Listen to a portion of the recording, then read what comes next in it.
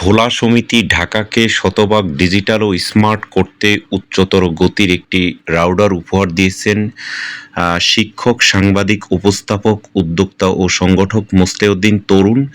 তিনি জগন্নাথ বিশ্ববিদ্যালয় থেকে বাংলা সাহিত্যে অনার্স এবং মাস্টার্স করেছেন এবং ঢাকা বিশ্ববিদ্যালয় থেকে আইসিটি তে পড়াশোনা করেছেন এবং ইংরেজি ল্যাঙ্গুয়েজ সেন্টারে তিনি পড়াশোনা করেছেন।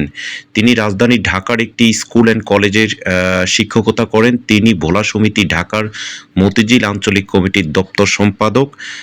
তিনি ভোলা সমিতি ঢাকার আইটি সম্পাদক হিসাবে ভবিষ্যতে নির্বাচন করে ভোলা সমিতি ঢাকাকে একটি ডিজিটাল স্মার্ট সংগঠন হিসাবে পরিচিতি করতে চান। সেই জন্য তিনি একটি রাউটার উপহার দিয়েছেন। এ সময় উপস্থিত ছিলেন ভোলা সমিতি ঢাকার ভারপ্রাপ্ত সাধারণ সম্পাদক প্রকৌশলী মহিউদ্দিন ফারুক এবং প্রচার ও প্রকাশনা সম্পাদক প্রকৌশলী আব্দুর রাজ্জাক এবং সহপ্রচার সম্পাদক শামুন উপস্থিত ছিলেন এবং কেন্দ্রীয় কমিটির সভাপতি সহ অন্যান্যরা তারা বিষয়টি অবহিত করেছেন।